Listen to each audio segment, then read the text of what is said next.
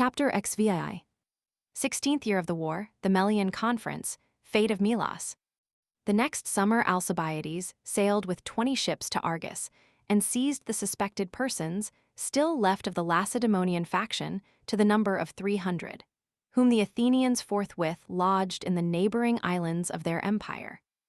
The Athenians also made an expedition against the Isle of Melos with 30 ships of their own, 6 Chian, and 2 Lesbian vessels, 1,600 heavy infantry, 300 archers, and 20 mounted archers from Athens, and about 1,500 heavy infantry from the Allies and the islanders. The Melians are a colony of Lacedaemon that would not submit to the Athenians like the other islanders, and at first remained neutral and took no part in the struggle. But afterwards, upon the Athenians using violence and plundering their territory, assumed an attitude of open hostility. Cleomes, son of Lycomedes, and Tisias, son of Tisimachus, the generals, encamping in their territory with the above armament, before doing any harm to their land, sent envoys to negotiate. These the Melians did not bring before the people, but bade them state the object of their mission to the magistrates and the few, upon which the Athenian envoys spoke as follows. Athenians, since the negotiations are not to go on before the people, in order that we may not be able to speak straight on without interruption, and deceive the ears of the multitude by seductive arguments which would pass without refutation. For we know that this is the meaning of our being brought before the few. What if you who sit there were to pursue a method more cautious still? Make no set speech yourselves, but take us up at whatever you do not like, and settle that before going any farther.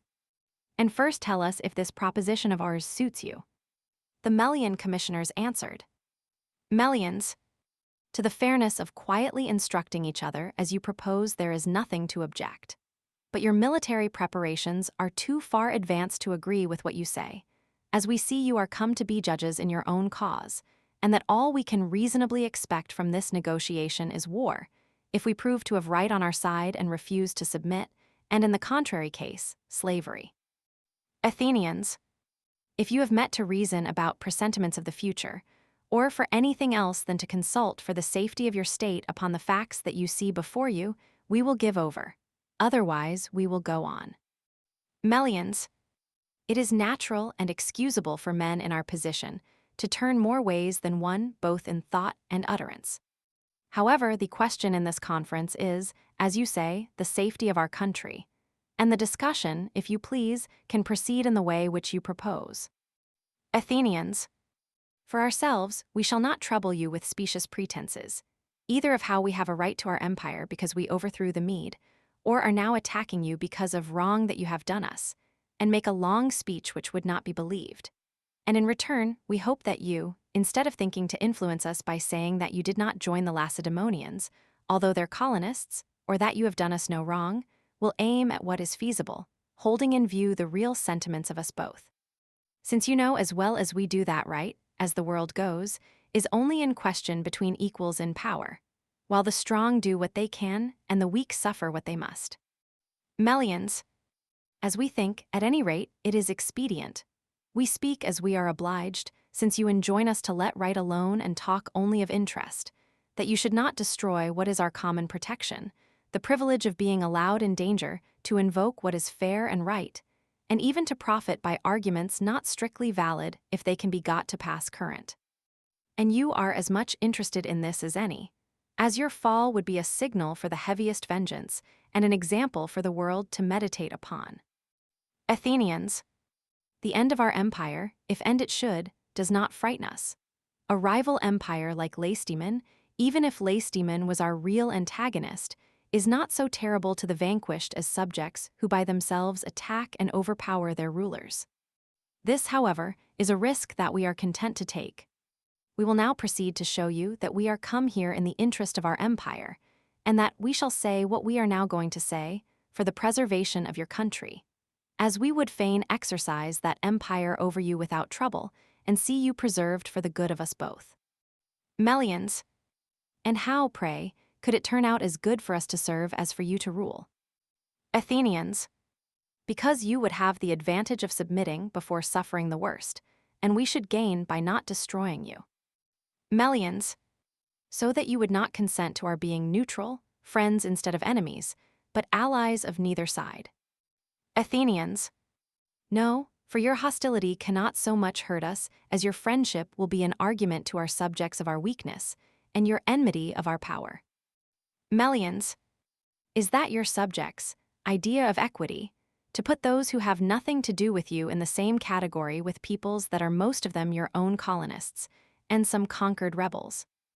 Athenians, as far as right goes, they think one has as much of it as the other, and that if any maintain their independence, it is because they are strong, and that if we do not molest them, it is because we are afraid. So that besides extending our empire, we should gain in security by your subjection.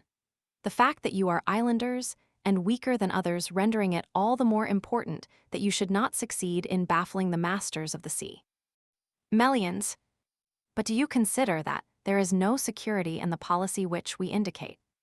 For here again, if you debar us from talking about justice and invite us to obey your interest, we also must explain ours, and try to persuade you, if the two happen to coincide. How can you avoid making enemies of all existing neutrals, who shall look at case from it, that one day or another you will attack them? And what is this, but to make greater the enemies that you have already, and to force others to become so who would otherwise have never thought of it? Athenians, why, the fact is that continentals generally give us but little alarm. The liberty which they enjoy will long prevent their taking precautions against us. It is rather islanders like yourselves, outside our empire, and subjects smarting under the yoke, who would be the most likely to take a rash step and lead themselves and us into obvious danger. Melians, well then, if you risk so much to retain your empire, and your subjects to get rid of it, it were surely great baseness and cowardice in us, who are still free not to try everything that can be tried, before submitting to your yoke. Athenians, not if you are well advised, the contest not being an equal one, with honor as the prize and shame as the penalty, but a question of self-preservation and of not resisting those who are far stronger than you are. Melians, but we know that the fortune of war is sometimes more impartial than the disproportion of numbers might lead one to suppose. To submit is to give ourselves over to despair, while action still preserves for us a hope that we may stand erect. Athenians, hope, danger's comforter, may be indulged in by those who have abundant resources, if not without loss, at all events without ruin. But its nature is to be extravagant, and those who go so far as to put their all upon the venture see it in its true colors only when they are ruined. But so long as the discovery would enable them to guard against it, it is never found wanting. Let not this be the case with you, who are weak and hang on a single turn of the scale. Nor be like the vulgar, who, abandoning such security as human means may still afford, when visible hopes fail them in extremity, turn to invisible, to prophecies and oracles, and other such inventions that delude men with hopes to their destruction. Melians, you may be sure that we are as well aware as you of the difficulty of contending against your power and fortune, unless the terms be equal. But we trust that the gods may grant us fortune as good as yours, since we are just men fighting against unjust, and that what we want in power will be made up by the alliance of the Lacedaemonians, who are bound, if only for very shame, to come to the aid of their kindred. Our confidence, therefore, after all, is not so utterly irrational. Athenians, when you speak of the favor of the gods, we may as fairly hope for that as yourselves, neither our pretensions nor our conduct being in any way contrary to what men believe of the gods or practice among themselves. Of the gods we believe, and of men we know, that by a necessary law of their nature they rule wherever they can. And it is not as if we were the first to make this law, or to act upon it when made. We found it existing before us, and shall leave it to exist forever after us. All we do is to make use of it, knowing that you and everybody else, having the same power as we have, would do the same as we do. Thus, as far as the gods are concerned, we have no fear and no reason to fear that we shall be at a disadvantage. But when we come to your notion about the Lacedaemonians, which leads you to believe that shame will make them help you, here we bless your simplicity, but do not envy your folly. The Lacedaemonians, when their own interests or their country's laws are in question, are the worthiest men alive. Of their conduct towards others much might be said, but no clearer idea of it could be given than by shortly saying that, of all the men we know, they are most conspicuous in considering what is agreeable honorable, and what is expedient just. Such a way of thinking does not promise much for the safety which you now unreasonably count upon. Melians. But it is for this very reason that we now trust to their respect for expediency to prevent them from betraying the Melians, their colonists, and thereby losing the confidence of their friends in Hellas and helping their enemies. Athenians. Then you do not adopt the view that expediency goes with security, while justice and honor cannot be followed without danger, and danger the Lacedaemonians generally court as little as possible. Melians. But we believe that they would be more likely to face even danger for our sake, and with more confidence than for others, as our nearness to Peloponnese makes it easier for them to act, and our common blood ensures our fidelity. Athenians. Yes, but what an intending ally trusts to is not the goodwill of those who ask his aid, but a decided superiority of power for action. And the Lacedaemonians look to this even more than others. At least, such is their distrust of their home resources that it is only with numerous allies that they attack a neighbor. Now is it likely that while we are masters of the sea, they will cross over to an island. Melians. But they would have others to send. The Cretan Sea is a wide one, and it is more difficult for those who command it to intercept others than for those who wish to elude them to do so safely. And should the Lacedaemonians miscarry in this, they would fall upon your land, and upon those left of your allies whom Brasidas did not reach, and instead of places which are not yours, you will have to fight for your own country and your own confederacy. Athenians. Some diversion of the kind you speak of you may one day experience, only to learn, as others have done, that the Athenians never once yet withdrew from a siege for fear of any. But we are struck by the fact that, after saying you would consult for the safety of your country, in all this discussion you have mentioned nothing which men might trust in and think to be saved by. Your strongest arguments depend upon hope and the future, and your actual resources are too scanty, as compared with those arrayed against you, for you to come out victorious. You will therefore show great blindness of judgment, unless, after allowing us to retire, you can find some counsel more prudent than this. You will surely not be caught by that idea of disgrace, which in dangers that are disgraceful, and at the same time too plain to be mistaken, proves so fatal to mankind. Since in too many cases, the very men that have their eyes perfectly open to what they are rushing into, let the thing called disgrace, by the mere influence of a seductive name, lead them on to a point at which they become so enslaved by the phrase as in fact to fall willfully into hopeless disaster, and incur disgrace more disgraceful as the companion of error, than when it comes as the result of misfortune. This, if you are well advised, you will guard against, and you will not think it dishonorable to submit to the greatest city in Hellas, when it makes you the moderate offer of becoming its tributary ally, without ceasing to enjoy the country that belongs to you. Nor when you have the choice given you between war and security, will you be so blinded as to choose the worse. And it is certain that those who do not yield to their equals, who keep terms with their superiors, and are moderate towards their inferiors, on the whole succeed best.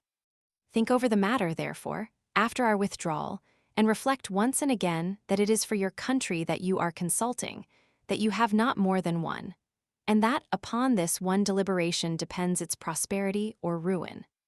The Athenians now withdrew from the conference, and the Melians, left to themselves, came to a decision corresponding with what they had maintained in the discussion, and answered, "Our resolution, Athenians, is the same as it was at first.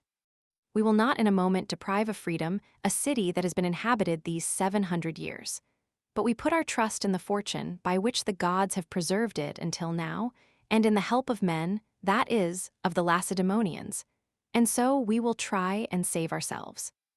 Meanwhile, we invite you to allow us to be friends to you and foes to neither party, and to retire from our country after making such a treaty as shall seem fit to us both." Such was the answer of the Melians. The Athenians, now departing from the conference, said, "Well, You alone, as it seems to us judging from these resolutions, regard what is future as more certain than what is before your eyes, and what is out of sight in your eagerness as already coming to pass. And as you have staked most on, and trusted most in, the Lacedaemonians, your fortune and your hopes, so will you be most completely deceived. The Athenian envoys now returned to the army. And the Melians showing no signs of yielding, the generals at once betook themselves to hostilities, and drew a line of circumvallation round the Melians, dividing the work among the different states.